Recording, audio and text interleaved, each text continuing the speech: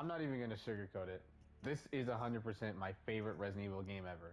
Yeah, that's how I'm gonna start the video off. But I'm gonna say this first. I'm not exactly someone who grew up knowing much about Resident Evil because I only really knew Nemesis and Chris Redfield, but that was because of Marvel vs. Capcom 3 and MVCI, where they were playable characters. Sure, Wesker and Jill were in MVC3, but I just remember seeing Nemesis and Chris, and those were the designs that stood out to me the most. For Chris, it was because he was voiced by Roger Craig Smith, and for Nemesis, it was just a cool looking monster, what can I say? But outside of that, I didn't really know much about Resident Evil. I didn't really know anyone who played it, I didn't see any videos of it in my feed, and that was mostly because most of the content I watched on YouTube and whatnot was just Sonic, Transformers, and Spider-Man. Those were pretty much my go-to franchises ever. And I just stuck with them for most of my life. I guess you can also throw in Dragon Ball, but that's a whole other thing. But that all changed when I got older and I was introduced to Resident Evil 7, which was the first Resident Evil game that I had seen at that time. I heard it was scary. I saw that it was quote unquote scary. But at this point in time, the only things to me as a kid that were scary was just a bunch of random creepypastas and Five Nights at Freddy's, with the exception of Until Dawn and Alien Isolation scaring the piss out of me as a kid. Those games genuinely scared the shit out of me. And I remember actually being able to play Resident Evil 7 with a friend. We beat the game, and I didn't really think much of it outside of just, damn, that was a really scary experience. Alongside Outlast, which I also played with a friend, but I never really thought any deeply of them. I just kind of considered them as, wow, these games were scary. These games were pretty freaky, I'm not gonna lie. Resident Evil didn't really become a relevant topic to me until Resident Evil 2 Remake. This was the game that got me hooked into the series now. I completed it with a friend, really enjoyed it. We both talked about it. We talked about how cool the characters were, how fun the gameplay was, how scary it was to walk around the places of Raccoon City. Hell, even the entire RPD section was just an entirely new experience for me. I loved it, and it reminded me of why I liked Resident Evil 7, which was it was scary, but it also just had nice characters. It looked good. It was fun. I enjoyed it. Then came Resident Evil 3 Remake. I didn't really like this one as much because it kind of just felt like a long DLC for Resident Evil 2 Remake. But there were some cool things about it. The gameplay was dope. Carlos was cool. But it just didn't hold a candle to how I felt about Resident Evil 2 Remake. Then Village came. And while I didn't love the horror aspect as much as 7, because there wasn't really a lot in Village that scared me like it did in 7, Village was still honestly a really good game. I still enjoyed it. The characterization was good. I loved Chris. I loved Ethan. I loved some of the antagonists, namely Heisenberg and obviously Dimitrescu, and of course Mother Miranda. They were pretty dope. And there were some freaky sections here and there. But all in all, I wasn't really super crazy about Resident Evil yet. However, that changed when the heavy hitter came, which was Resident Evil 4 Remake. Now, again, by this point, I hadn't really gotten into Resident Evil that much, but Resident Evil 4 Remake was something I was looking forward to, and I had a friend who was a pretty big Resident Evil fan who was hyping up the game. He was talking about how cool the OG Resident Evil 4 was, so I decided, okay, I'm gonna wait till Resident Evil 4 Remake comes out to play it. I pre-ordered the game with what little money I had, and I played it alongside my friend who had also pre-ordered the game, and we were just on the phone, just having our same reactions to the gameplay and whatnot. And it was honestly fun being able to play it on my own console instead of my friend's console. And I loved every second of that game. Not only was it just an amazing game to me, but it became my favorite horror game at that time next to Dead Space Remake and Alien Isolation. This game genuinely made me a Resident Evil fan and made me want to play more of the games. So, following that year, I started off with more Resident Evil games. I checked out Resident Evil 0, Resident Evil 1 Remake, the original Resident Evil 3, but by this point, I was kind of just broke, so I had to rely on watching gameplay walkthroughs of Resident Evil 5 and 6. But I do intend to play those pretty soon, as I have a friend to play them with. I want to play them co-op, and I'm looking forward to playing them because I've seen the gameplay, I've seen the story, and the gameplay for Resident Evil 5 and 6, especially 6, looks pretty fun. The story, I could kind of care less about the story as 6. I don't think it's terrible, but I definitely do think it's the weakest of all the Resident Evil games. But nonetheless, I do look forward to actually being able to play it and say that, hey, I didn't just watch long playthroughs and walkthroughs, I actually got to play the game. I want to be able to say that. But the reason I've explained all this is to explain my journey of becoming a huge Resident Evil fan and my hype for Requiem. It was absolutely unreal. Coming into RE9, I was excited, of course, but I didn't think too deeply about the game other than, wow, I hope this game is good. And it had all the right signs pointing to it being a great masterpiece of a game. From the devs explaining the idea of revisiting Raccoon City, to them explaining the gameplay between Grace and Leon, all of it was just making me more and more excited. By the time that a week was left before the game dropped, I was just all over this game. I was just talking about it. I was talking about how excited I was. I was counting the days until its release. And finally that day came, February 27th, where I'd already pre-ordered the game the night before, and I decided to play it once it was time to play it. Every day after finishing work, I just got back home and dedicated so much time into completing this game. And I eventually finished it by a Sunday of that weekend. Now, I've 100%ed the game, and I gotta say that as a person who's never really tried to go for platinums, getting this platinum was so good, and this was my first platinum ever. I had never gotten a platinum for a game ever. But before I get into that part, I want to talk about some things about the game and just review them overall and lead up to why this platinum mattered to me so much. Now, as a person who hadn't really been a fan of this franchise until Resident Evil 4 Remake, and I was 18 when that game dropped, this game gave me so much nostalgia. Seeing the many references and Easter eggs of previous games, seeing enemies from previous games show up like Mr. X, the Lickers, Plant 43, Titan Spinner being a reference to the little spiders in Resident Evil 1, and even the dogs that chase across the highway are kind of similar to the dogs from the previous entries like Resident Evil 1 and 2 Remake. Seeing Xeno, who's literally a Wesker clone, revisiting Raccoon City and RPD itself, Grace saying the same line as Leon in Resident Evil 2 Remake, and seeing Sherry Birkin on the screen again just made me feel like I was at home. I was just constantly smiling ear to ear. Now, I'm sure you all know the story, so I'll just do a quick synopsis. Resident Evil 9 follows the character of Grace Ashcroft, an FBI tech analyst confronting her past and discovering the origins of her life. She's called to uncover a mysterious death that has ties to the assassination of her mother, Alyssa Ashcroft, who was killed when Grace was just a teenager. Upon entering this freaky-ass, worn-down hotel that is the very place her mom was killed, she runs into Victor Gideon, the main antagonist of this game, and he claims he's been searching for Grace. At the same time, Leon Kennedy is also investigating these deaths alongside Sherry Birkin, but it turns out that Victor Gideon is involved in these deaths. These deaths are the survivors of Raccoon City's incident from many years ago, and their deaths are linked to a late strand of T-virus. Leon and Sherry also have this strand and are trying to unravel the mystery, thus sending both of our protagonists, Grace and Leon, into action and their stories intertwining. Now, I'll say that Resident Evil 9 doesn't have the greatest story ever, and I mean, that's kind of obvious. But I feel like this has the best story of all the Resident Evil games, and it's my favorite story in all the Resident Evil games. There's a few moments of writing that are a little iffy, like Grace bringing Emily to handle the Braille when she could have just easily done trial and error, Leon talking about that he didn't hit her vitals, and a couple other things that I'm not going to mention, but I'm not really bothered by it considering the fact that this is the same franchise where you have to do stupid, convoluted puzzles to unlock new areas or weapons, and plus this franchise has never really had the best writing. But personally, I've never really been a stickler for deep, complex writing, especially in video games. For me personally, characters have always elevated media for me. And honestly, I feel like that's kind of how it feels with most of Capcom's titles that I've checked out, like Devil May Cry, Street Fighter, Asura's Wrath, Darkstalkers, and Monster Hunter Wilds have never really had crazy writing that would make you jump out your seat, throw your hands up in the air, and say, absolute cinema, this is peak fiction. But I didn't really care about that. I just loved this stuff because the characters were fun, the characters were cool, and I liked them. No matter how boo-boo the story, if the characters are fun and I love them, I'm going to grow accustomed to them more than I will the plot of whatever it is.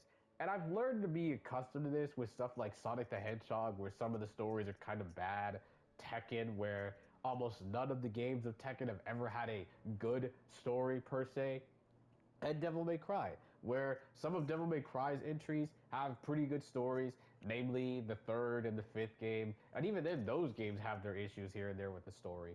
But I didn't really care because the characters were just so cool that I could not give a damn about that. And Requiem is like this. The story itself is great, but the character arcs of Grace and Leon are genuinely amazing. You know, my favorite character from this game, I mean, it's in my profile picture, so it should be obvious, but it's Grace. And you know, I initially didn't expect this. I knew I would rock with her, I knew that I would like her, but not to the degree that I do after 100%ing this game and just completing it in general. Watching Grace go from a timid, stuttering, fumbling mess to a confident and changed person really resonated with me. Even when she's stuttering, even when she's fumbling, she still tries to make the brave choices like saving Emily, helping Leon, uncovering her past. It all really stuck with me. It was relatable, made her so compelling as a protagonist, which especially tied into Leon's arc. He's also the same. He's worn down, he's tired, he's on the verge of death. But despite that, he keeps getting back up to help do the right thing. And both of these characters are just constantly being battered down by life circumstances, battered down by the situations around them. But it doesn't matter because they keep getting back up. And as a person who struggled through many years of my life with stuff like religious faith, losing friends, losing family members, experiencing stressful times through school, experiencing stressful times as an adult, both of these characters resonated so deeply with me because of their will to keep going forward. And growth doesn't start out of a vacuum. It starts by looking back, revisiting our past struggles, facing them, overcoming them, accepting them. Because the first step of change is acceptance. And both characters experience that in such a compelling and beautiful way that I legitimately couldn't explain how to feel once I completed the story for the first time. Grace especially, because it was just so endearing to see such a great form of growth from what felt like an incredibly realistic protagonist. I've struggled with anxiety. I've struggled with confidence. I struggled with guilt, feeling like a total screw up, feeling like I can't do anything right. But I eventually overcame that, and Grace did that in a way that made me adore her. I initially thought my love for this game's story was just going to be nothing more than a honeymoon phase. You know, in a month or two, I'd be like, oh, you know, it's Resident Evil, it's kind of whatever. But no, it's not a honeymoon phase. I'm genuinely glad that it's not a honeymoon phase because I love the story. I adore the characters. But now that we're done with that, let's get to the bulk of the video, which is the gameplay experience and, of course, my 100% experience. Because these two things elevated everything that I just said. The gameplay and the 100% made me just love the characters and the story so much more after playing it over and over again. Now then, the gameplay for this game is truly some of the most fun I have ever had with the game. As I've said before, this isn't my first Resident Evil, this ain't my first rodeo, but I've never really been much of a crazy huge fan of survival horror gameplay regardless of the game, but I did enjoy the Resident Evil entries a lot. I also liked stealth in some of the games because I liked Metal Gear and I liked the Batman Arkham games, which had stealth. As the games got crazier with more and more action, I started to enjoy that too. And by the time Resident Evil 4 Remake came out, I realized that I liked the action and the horror meshed together. And playing other Resident Evil entries made me realize that, yeah, the horror is cool, but there's something cool about being able to involve action and horror. It's kind of why I liked Aliens, or just Aliens 2, the sequel, because that movie was scary, but it was also action filled. And I like that concept. I like horror mixed with action just because it's really entertaining. I like those vibes a lot. The combat of 4 was so cool because I already liked parry mechanics before this game came out. I mean, Sekiro is a good example, Stellar Blade, Metal Gear Rising, Devil May Cry with the Royal Guard parry. I liked parrying in video games because it was just a satisfying effect to land. And Resident Evil 4, it was satisfying to land a parry because you got a cool melee animation off of it. And I thought that was the coolest thing ever. So coming into RE9, I fully expected the same with Leon's gameplay, and of course, it delivered. Now, I've heard some people say that they think his gameplay is a bit weaker in this game than it was in 4, and I can see the argument. I can see why some people think that. But I still enjoy Leon's gameplay a lot. The stylish kill animations, throwing weapons at enemies across the area, the cool parry, stun animations, it's all great. I love the details of the guns, the sound that the guns make, how they look, even small stuff like Leon checking the ammo of the gun or pushing a door open with the gun. Playing Leon's sections all for the first time genuinely made me so giddy. I could not stop smiling to myself from ear to ear, especially when it got to the section where he's riding a bike up the side of a building. I literally remember watching that when I was just sitting there with the controller in my hands, just thinking, wow, this is actually amazing. Please, Capcom, make mercenaries a thing already. But anyways, I loved every Leon section, and I wish I could experience it all for the first time. Now, I do still love this game, but I'll give it this, which is a gripe personally, which is that I think the bosses in this game are a bit weak. The only standout boss fights was just Hunk, Mr. X, and Victor, but other than that, the bosses are kind of mediocre or whatever. It's not enough to drag the game down for me though, because I still find myself enjoying these mediocre boss fights. Like, even though Titan Spinner isn't super crazy, I still enjoy the fight. I still enjoy the chunk fight, and I still enjoy the fight with Plant 43, sort of. But let's talk about Grace's sections, because I decided to cover Leon's sections since I like action, so let's talk about her sections, which are horror.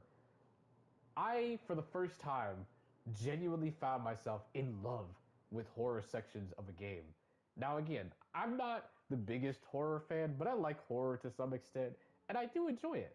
But what made this work so well was the high of being Leon, just kicking ass, just shooting down zombies, aura farming on them, and I'm like, yeah, this is so cool. But now I'm back to playing as Grace. I have limited ammo, limited space, no action. I can die easier. I genuinely felt like I was in her position all throughout the game because of the immersion that this game offered. It was such an immersive experience. And I was in third person playing this too. And despite being in third person, I felt like I was actually in Grace's position. It felt so immersive. I loved it. Now, granted, her arc section is weaker than the Care Center section, and it's a lot easier, especially if you have injectors, Molotovs, acid bottles, and whatnot. But I still like sneaking around the liquors and the other Raccoon City zombies, or whatever the hell those things are. It still was an immersive experience. I felt every moment of being in the care center. I felt scared, intimidated, limited with what I had, freaked out, all of it. Seeing these zombies who are previous versions of themselves, but like watered down because of the virus affecting them, it was cool. I liked interacting with the environment. I liked sneaking around and being like, yo, I hope that guy doesn't chase me. It reminded me of how I felt with Resident Evil 1, 2, and 7. Especially the blister heads, which are kind of like the crimson heads, where the zombies can come back and it's like, hey, should I use my injector on this guy? Or should I not use my injector because what if I need it later? The resource management was so good. I loved it. I cannot overstate how scary this game was. Don't even get me started on the girl. Every section with her genuinely had me catching my breath, pausing the game, sitting there saying, Jesus, this is terrifying. I usually don't get super scared easily in horror games. Usually the only thing that makes me jump is just a cheap jump scare, but that's just me being startled. I'm normally not like, oh my god, that was terrifying. But here, I was creeped out. I was so immersed that hearing stuff like the chains moving around, her stomping and dropping down, or even that shriek she makes when she spots you, it genuinely freaked me out, and it reminded me of how I felt when I was dealing with the xenomorph in Alien Isolation. Even when I had the Requiem gun to stun the girl, I still felt intimidated by her because I was like, yo, I don't want her to grab me and bite my clean off, you know? And what helps all of this is how much detail is placed into Grace's animations, her trembling breath, her reactions to the experience. It helps that she's never seen or experienced horror like this, and the immersive experience of feeling just like her and feeling her terror makes this so much scarier because it feels like I'm there with her. I'm there in these scenarios. And I could not have asked for more because every second of both her and Leon's gameplay made me wish it never ended. From the action of being able to just parry and shoot zombies' heads clean off, to me wandering around terrified, hoping that I have enough ammo and resources to deal with the next enemy encounter. I loved it. I adored it so much. There was so much that I could not have asked for more. I genuinely sat there and said to myself, this is the best Resident Evil ever. I've never had this much fun with a Resident Evil game. This experience is amazing. And the only other Resident Evil games that come close to how I felt playing this was Resident Evil 4 Remake and Resident Evil 1 Remake. I loved it. I loved it a lot. Now, I want to talk about the Platinum Trophy. I'll be honest, the achievements for this game aren't really that hard. Some of the achievements are so easy that it's kind of funny how easy they are. Like, mainly just the one where you cut the tongue off of a liquor or you kill the raccoon guys. That's not really that hard. The only things I found myself struggling with was just insanity, speed demon, getting the files, and never touch the stuff. But once I completed all these and eventually got the platinum, I felt so satisfied. It was the first time I had ever gotten a platinum. I had attempted to try and get platinums for other games like Devil May Cry 4 and 5 and Final Fantasy 16, but I found myself demotivated trying to get those. But with this game, I loved it to an immeasurable degree. I had so many save files trying to get the platinum trophy, and it was truly a moment of wonder once I got it. I felt so great about it that I was smiling ear to ear like an idiot, damn near tearing up and crying. It just felt like such a huge accomplishment for me in all of my years of playing video games because I had never gotten a platinum trophy. I had seen so many other people get platinum trophies with ease. I've seen friends get platinum trophies just talking about it like, oh yeah, I just got the platinum trophy. It's nice.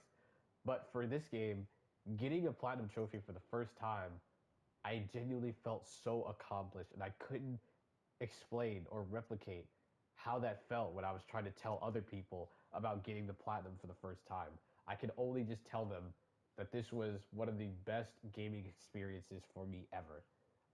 And no matter how many times I played this game, I couldn't find a single thing to hate about it. I had so much fun with it. There was nothing to hate about it. There was nothing to dislike. Even the issues of the game, I didn't even hate those or dislike those because I love this game despite everything. I found myself claiming this as a masterpiece at 10 out of 10.